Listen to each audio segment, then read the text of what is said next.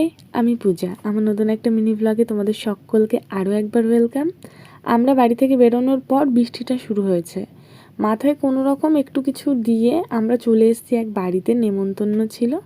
প্রচুর বকবক করছিলাম এই সময়, আর বলছিলাম দেখো অবস্থা আকাশের, এত বিদ্যুৎ চমকাচ্ছে, আমরা তো ভীষণ ভয় পাচ্ছিলাম যে বাড়ি ফিরবো কী করে।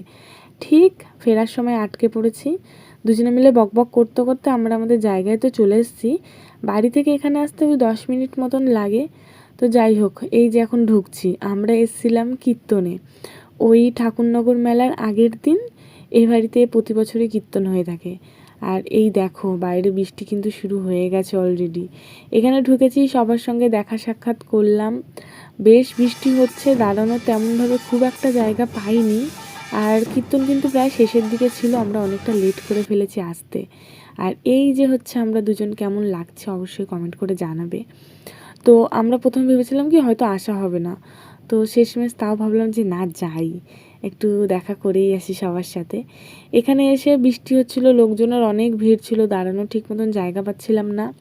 এখান থেকে বেরিয়ে বাইরে কোনো একটা জায়গা খুঁজছিলাম যে একটু দাঁড়ানো যায় কি না, সেই জায়গাটাও পাইনি।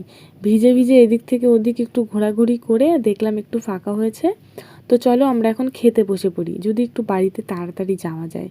মিনিমাম তখন 9:30 10টা বেজে গেছিলো, প্রায় 10টা বেজে গেছিলো। আমরা খেতে বসে পড়েছি, খাওয়া দাওয়া করে উঠেছি, বাইরে প্রচণ্ড বৃষ্টি। আমরা আটকা পড়ে গেছি, আমরা এখানে প্রায় 12টা পর্যন্ত আটকে ছিলাম।